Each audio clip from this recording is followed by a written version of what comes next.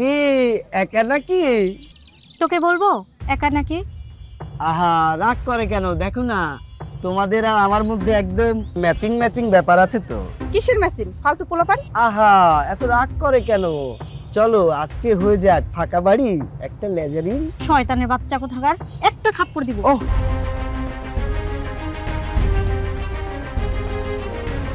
না না, চলো তুমিও চলো, দুজনে এখানে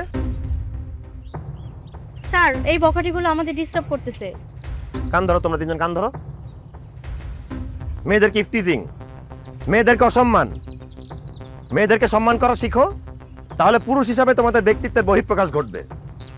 মানুষকে অসম্মান করে কখনো বড় হওয়া যায় না। মানুষকে অসম্মান করে মানুষ ছোটই হয়।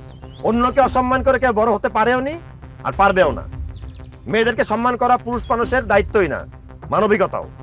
জি স্যার, বুঝতে পারি স্যার। স্যার আমাদের ভুল হয়ে গেছে স্যার। স্যার ক্ষমা করে দেন, একটা সুযোগ দেন প্লিজ স্যার। ঠিক আছে, আমি চাইলে তোমাদেরকে গাড়িতে তুলে নিয়ে যেতে পারতাম, কিন্তু আমি তোমাদেরকে সুযোগ দিলাম। সবার একবার করে সুযোগ পাওয়া উচিত। আমার সুযোগ যারা গ্রহণ করে তাদেরকে আমি মাফ করে দেই।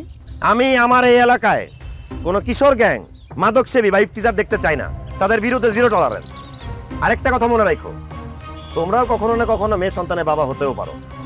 তোমাদের চেহারা যেন আমি নেক্সট টাইম না দেখি। জাস্ট দৌড়াও, ভাগো, যাও।